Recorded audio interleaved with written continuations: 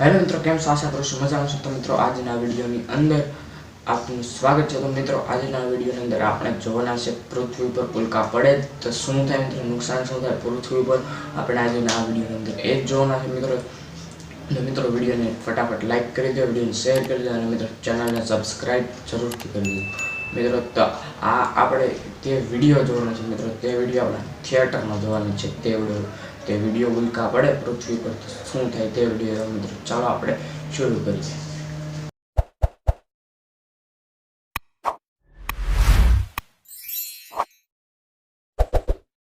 हम सभी को लगता है कि हमारे वाले समय में पृथ्वी से इसकी टक्कर तक हो सकती है। 23 सितंबर 1999 में एडिसीबो ऑब्जर्वेटरी से रडार इमेजिंग के द्वारा इस एस्ट्रॉयड की पहली तस्वीर खींची गई थी, जिसमें ये पता लगा कि इसकी दिशा हमारी धरती की तरफ है और 2700 बार में से एक बार धरती से टकराने की प्रबल संभावनाएं भी दिखाई दे रही है। और इसी के कारण साइंटिस्टों के लिए इसके ऊपर रिसर्च करना बहुत ही जरूरी हो गया है। कार्बन से बनी इस एस्ट्रॉयड में कई तरह के चट्टानों के साथ बहुत से अनोखे मिनरल्स भी मौजूद है, जिसके अंदर हमारे सोलर सिस्टम के शुरुआती दौर के मिनरल्स भी मौजूद है, जिससे कि हमारा ब्रह्मांड आखिर किस तरह से बना था उसके बारे में भी हमें बहुत सी जानकारी मिलेगी। लेकिन ये एस्ट्रॉयड हमारे लिए कितना खतरनाक है, सबसे पहले ये जान लेते हैं। अगर धरती पर एक 30 मीटर के आकार का उल्कापिंड गिरता है तो धरती पर बहुत बड़ी तबाही मच सकती है, क्योंकि 30 मीटर के ही आकार का एक उल्कापिंड 1908 में साइबेरिया में गिरा था और इसने 2000 स्क्वायर किलोमीटर के एरिया को पूरी तरह से तहस नहस कर दिया था। इस तबाही की इंटेंसिटी 30 मेगाटन TNT के बराबर था, जो हिरोशिमा में हुए परमाणु हमले से 250 गुना ज्यादा था। लेकिन ऐसे छोटे आकार के एस्ट्रॉयड हमारी वायुमंडल में ही फ्रिक्शन के कारण नष्ट हो जाती है।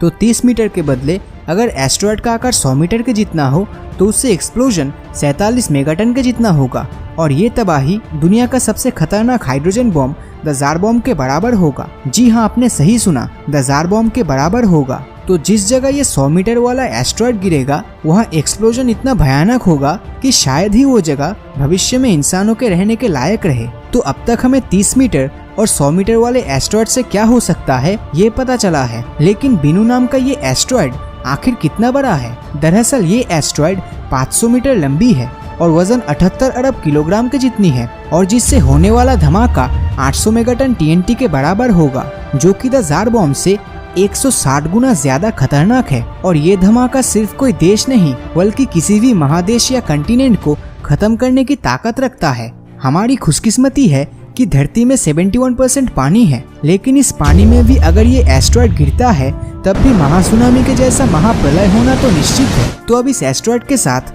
हमारी धरती से होने वाली टक्कर की कितनी प्रोबेबिलिटीज है वो देख लेते हैं। तो ये एस्ट्रॉयड 2060 में पहली बार धरती से 7,50,000 किलोमीटर की दूरी से गुजरेगा। फिर उसके बाद 2135 में पृथ्वी से 3 लाख किलोमीटर की दूरी से गुजरेगा। लेकिन खुशकिस्मती से इन दोनों बार ही इसका टक्कर पृथ्वी से नहीं होगा। लेकिन रिसर्चर्स के कंप्यूटर सिमुलेशन के मुताबिक ये एस्ट्रॉयड 2175 और 2196 के बीच के समय में एक नया रूप ले सकता है, जिस वक्त ये धरती के बहुत ही करीब से गुजरेगा। और इस समय धरती के साथ इसके टक्कर होने की 2700 बार में से एक चांस रहेगा।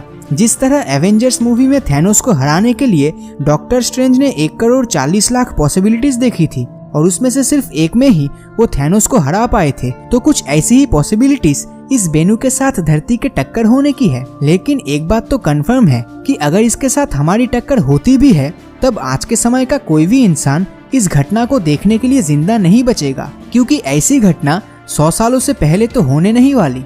तो बेनू के बारे में इतनी जानकारी साइंटिस्टों को मिलने की वजह इससे जुड़े स्पेस मिशन में छुपी है, जो 18 सितंबर 2016 को ओसिरिस रेक्स स्पेसक्राफ्ट को लॉन्च करने के साथ शुरू हुआ। जिस स्पेसक्राफ्ट का मेन मकसद एस्ट्रॉयड बेनू में लैंड करके उसके सैंपल्स को इकट्ठा करना और फिर सैंपल्स के साथ धरती पर वापस आना, और इस काम को अंजाम देने में करीबन 7 सालों का समय लगेगा। यानी 24 सितंबर 2023 तक यह मिशन समाप्त होगा। इस मिशन को शुरू हुए 2 सालों से अधिक हो चुका है, जिसमें ओसिरिस ने बेनू के बहुत ही करीब से हमें ये हाई क्वालिटी इमेजेस भेजी। इस मिशन को पूरा करने में 5 खरब 55 अरब और 52 करोड़ रुपए लगे। अब इतना सारा पैसा खर्च करने के पीछे साइंटिस्टों के पास कुछ स्ट्रॉन्ग रीजंस है। पहला, बेनू एस्ट्रॉयड के सैंपल्स से हमें हमारे सौरमंडल की संरचना के बारे में बहुत ही जरूरी जानकारी मिलेगी, जिससे ब्रह्मांड के बहुत से अनसुलझे रहस्यों का खुलासा होगा। और इस पर रिसर्च करने का दूसरा रीजन, अगर भविष्य में इसके साथ धरती का टक्कर हुआ तो किस तरह से हम इस एस्ट्रॉयड को धरती के बाहर खत्म कर पाएंगे, साइंटिस्ट ये जानने की कोशिश कर रहे हैं, जिससे भविष्य में करोड़ों लोगों की जान बचेगी। तो अगर भविष्य में बिनु की टक्कर धरती से हुई तो क्या तब तक हम टेक्नोलॉजी के क्षेत्र में इतना एडवांस हो जाएंगे कि इसे धरती के बाहर ही खत्म कर देंगे, या तब भी इसे बच पाना नामुमकिन हो जाएगा? अपनी राय नीचे कमेंट करके जरूर बताएं।